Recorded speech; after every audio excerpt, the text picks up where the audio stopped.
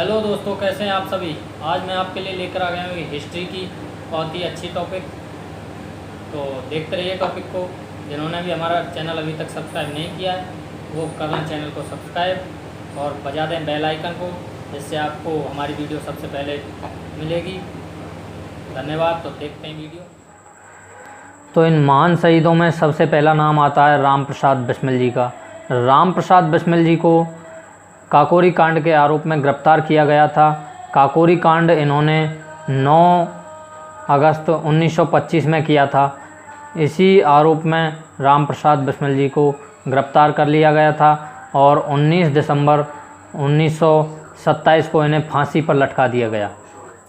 तो महान स्वतंत्रता सेनानी अशफाक उल्लाह खां का अगला नाम आता है। तो अशफाक उल्लाह खां को भी काकोरी कांड के आरोप में गिरफ्तार कर लिया गया था और इन्हें 19 दिसंबर 1927 को फांसी दे दी गई। इनके साथ एक रोशन सिंह को भी फांसी दी गई थी। इन तीनों को 19 दिसंबर 1927 को ही फांसी दी गई थी। इसी दिन को 19 दिसंबर को ही बलिदान दिवस के रूप में मनाया जाता है। अगला नाम आता है अपना चंद्रशेखर आज़ाद का। चंद्रशेखर आज़ाद भी काकोरी कांड में शामिल हुए थे। काकोरी कांड में शामिल होने के बाद इन्हें अंग्रेज़ सरकार ने गिरफ्तार कर लिया था, लेकिन ये जेल से फ़रार हो गए थे। जेल से फ़रार होने के बाद इन पर 30,000 रुपये का पुरस्कार रख दिया गया था जिंदा या मुर्दा पकड़ने के लिए। तथा 27 फरवरी 1931 को ये अल्फ्रेड पार्क में इलाहाबाद में शहीद हो गए। राम प्रसाद बिस्मिल, अशफाक उल्लाह खां और चंद्रशेखर आज़ाद हिंदुस्तान रिपब्लिकन एसोसिएशन के सक्रिय सदस्य रहे थे। तो अगला नाम आता है अपने महान स्वतंत्रता सेनानी भगत सिंह का।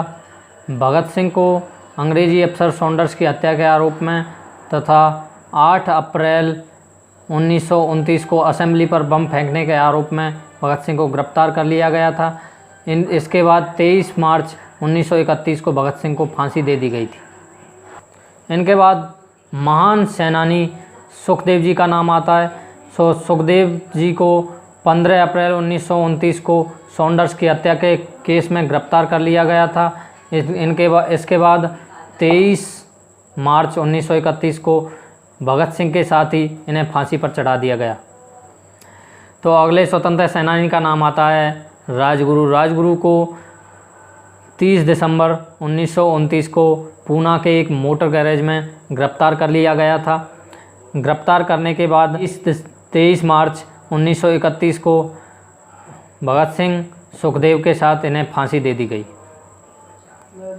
तो अगला नाम आता है अपना खुदीराम बोस का। खुदीराम बोस को एक अंग्रेजी अफसर के गाड़ी पर बम फेंकने के आरोप में गिरफ्तार कर लिया गया था तथा 11 अगस्त 1908 को इन्हें फांसी दे दी गई।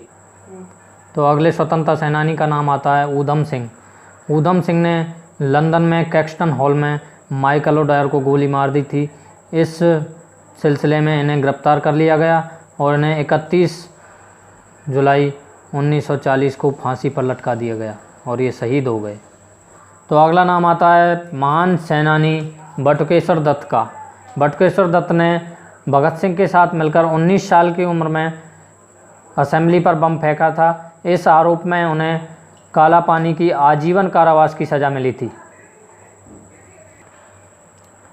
तो अगले स्वतंत्रता सेनानी का नाम आता है लाला लाजपत राय।